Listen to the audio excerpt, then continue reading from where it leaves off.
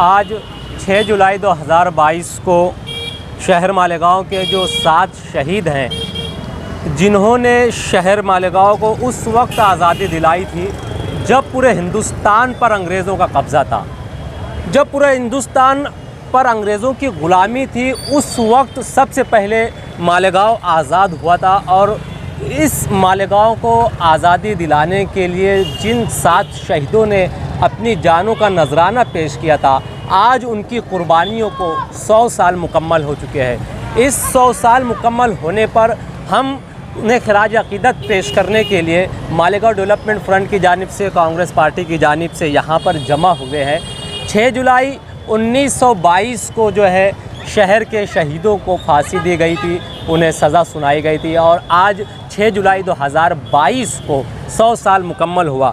जिन 7 शहीदों ने इस शहर की आज़ादी के लिए, इस देश की आज़ादी के लिए अपनी जानों का नजराना पेश किया था, उनमें अब्दुल गफूर चिंदी पहलवान, अब्दुल्ला खलीफा, बुद्धू फरीदान, सैयद सुलेमान शाह, मोहम्मद हुसैन, मोहम्मद इसराइल अल्लाह रखा और मुंशी मोहम्मद शाबान के नाम शामिल हैं। लेकिन अफसोस इस बात का है कि हर बार, बल्कि कई सालों से आप पीछे देख सकते हैं, जो शहीदों की इमारत है, शहीदों की यादगार है, इस पर अभी तक नाम नहीं लिखा जा सका। हर पार्टी की जानिब से इलेक्शन के वक्त जो दावे किए जाते हैं, वादे किए जाते हैं, लेकिन इस वक्त तो हम तमाम 7 शहीदों को खिराज अक़ीदत पेश करते हैं और हम ऐसा जाहिर करते हैं, ऐसी उम्मीद जाहिर करते हैं कि हम कोशिश करेंगे माजी में कि शहीदों की यादगार पर नाम लिखा जाए और इस पर जब भी नाम लिखा जाए ना लिखा जाए, लेकिन शहर में 7 गेट इन शहीदों के नाम से बनाए जाए, इन शहीदों के नाम से मोहल्ले के नाम रखे जाए, इन शहीदों के नाम से चौक चौराहों के नाम रखे जाए। इस मौके पर बस इतना ही कहना चाहूँगा और मैं खिराज अक़ीदत MDF की जानिब से, कांग्रेस पार्टी की जानिब से तमाम 7 शहीदों को पेश करता हूँ। अस्सलाम वालेकुम।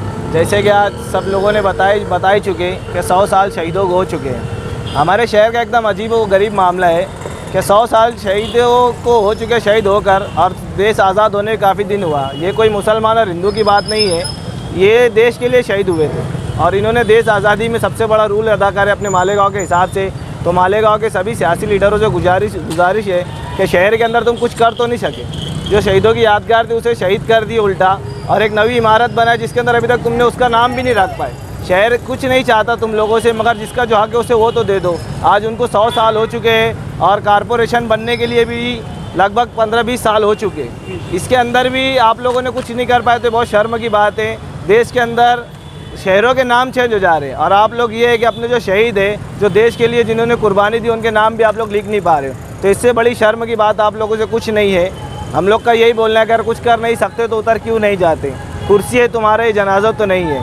शहर के जो शहीद लोग हैं, इनका तो नाम हक अदा करो। शहरों का हक नहीं अदा कर रहे, आप सभी को दिख रहा है कि आप क्या शहर के अंदर तब्दीली लाए, क्या नहीं लाए, मगर जिसका जो हक है वो तो करो।